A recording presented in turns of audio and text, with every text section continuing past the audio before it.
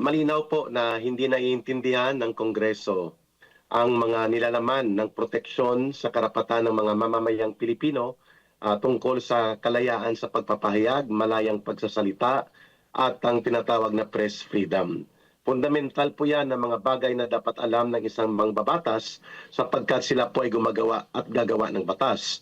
Malinaw po that they do not understand the basic elements of the Constitution, lalo na pong Bill of Rights. So wala po silang karapatan na makialam o pakialaman o supilin ang alinman sa mga karapatang nakasaad na ginagarantiya at pinoproteksyonan ng saligang batas. Malinaw po yun. No? There is also a provision there sa Bill of Rights na dapat very elementary ay nasa puso nila, no?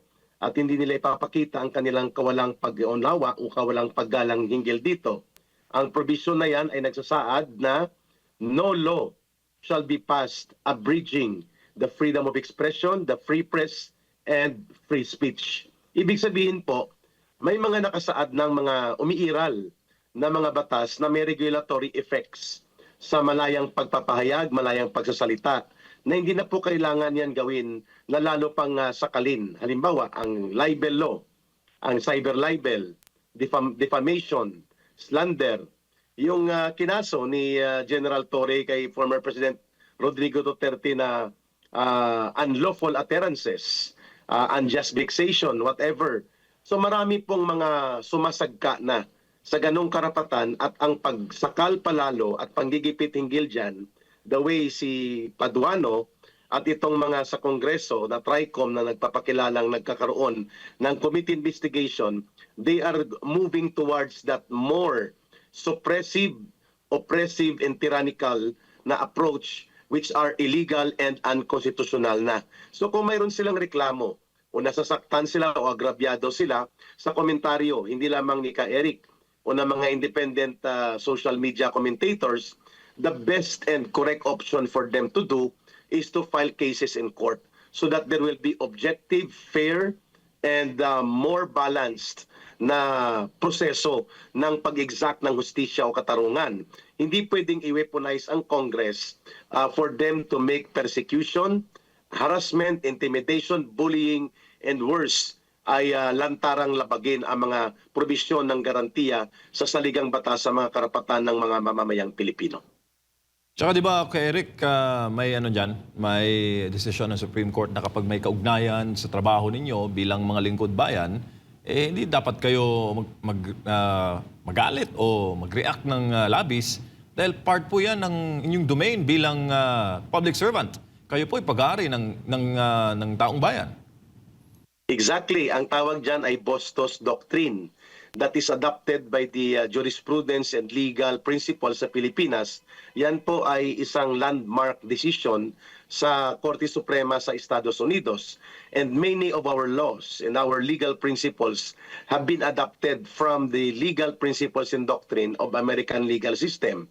Ibig sabihin po, tama ka doon, Jay at Brother Admar, that the public official should not be onion-skinned. They should be open to public scrutiny and public criticism. At kung mayroon mang nasasaktan o naagrabyo sa kanilang damdamin o sa tingin nila ay nagmalabis ang komentaryo ng mamamayan o ng publiko, ang kanilang kasagutan dyan ay ang kanilang malinis na konsensya at ang kanilang malinis na gawa. At kung sa tingin nila nagmamalabis pa rin o nag-aabuso sa karapatan sa malayang pamamahayag at malayang pagsasalita ang isang individual, ang tamang dapat gawin ay dalhin sa korte. Huwag gamitin at abusuhin ang kapangyarihan ng Kongreso, i-weaponize ito for weapons of political persecution and acts of tyranny equivalent to dictatorial actions na siyang ginagawa nila ngayon obviously sa Kongreso. Hindi naman daw nila, ka Eric, winawaksi ang ating karapatan na ginagarantiya ng saligang batas, lalo na yung kalayaan sa paghahayag.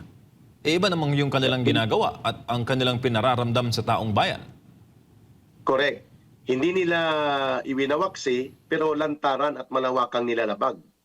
In-invite nila ang mga resource persons.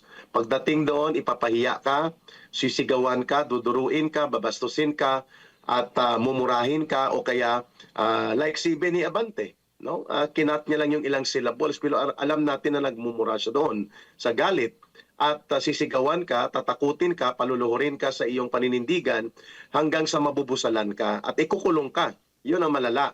Like kay Colonel Grijaldo, wala siyang kaso. The fact na siya po ay naglahad ng kanyang karanasan at ayaw niya mag-cooperate doon sa pamimilit sa kanya tungkol dito sa investigasyon against kay former President Duterte na war on drugs, ay napag-initan siya. Hanggang ngayon nakakulong siya at hindi siya naipapalabas dahil hindi rin siya makafile ng petition for bail o piyansa. Ibig sabihin na MJ, Brother Admar, malinaw po na ang layunin nila ay hindi in aid of legislation. And dyan pa lang ay violative of the constitutional mandate nila na ang layunin sa Kongreso at Senado ay para gumawa ng batas. Kung mayroon mang mga hearings o mga committee investigation, yan ay para mag-enhance o magbalangkas ng batas. Hindi para lumabag sa batas o mag-persecute, mangharas, mangtakot, manggipit ng mga mamamayan. Malinaw yan. At hindi naman gano'n ang ginagawa talaga nila, ang in aid of legislation. Ang ginagawa talaga nila, nagiging bingatibo sila. Hindi sila bukas sa criticism, hindi sila bukas sa mga critical na mga pagpupuna at mga paghahayag ng mga social media commentators. Dahilan na nagiging mapanupil at mapaniil ang kanilang mga hakbang at nawawalay na doon sa aktwal at tamang landas na iniatang sa kanila ng konstitusyon, which is to do legislation and oversight, but not to do court or procedural judicial action na parang sobra pa sila sa korte and they can act above and beyond the law. That is a very dangerous situation right now existing in Congress.